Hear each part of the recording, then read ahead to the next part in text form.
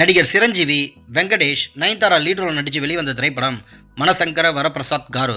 இந்த திரைப்படத்தோட 10 நாள் பாக்ஸ் ஆஃபீஸ் கலெக்ஷன்ஸ். ஆந்திரா மற்றும் தெலுங்கானா மாநிலத்தில் 10வது நாள் மட்டும் இந்த திரைப்படம் 4 கோடி 20 லட்ச ரூபா, மொத்தம் 10 நாள் 175 கோடி 85 லட்ச ரூபா கலெக்ஷன் பண்ணியிருக்கு.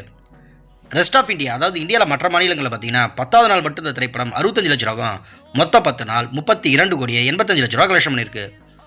ஓவரால் இந்தியா முழுவதும் பார்த்தீங்கன்னா 10வது நாள் மட்டும் இந்த திரைப்படம் 4 கோடி 85 லட்ச ரூபா, மொத்தம் 10 நாள் 208 கோடி 70 லட்ச ரூபா கலெக்ஷன் பண்ணியிருக்கு.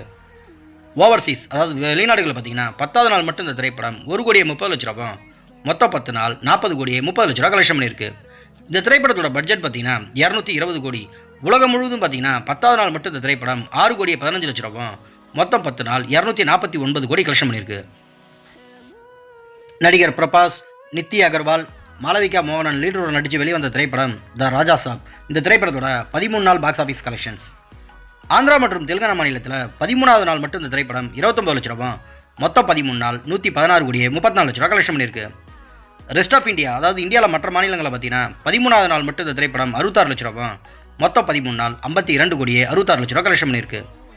ஓவரால் இந்தியா முழுவதும் பார்த்தீங்கன்னா 13வது நாள் மட்டும் இந்த திரைப்படம் 95 லட்ச ரூபா, மொத்தம் 13 நாள் 169 கோடி கலெக்ஷன் பண்ணியிருக்கு.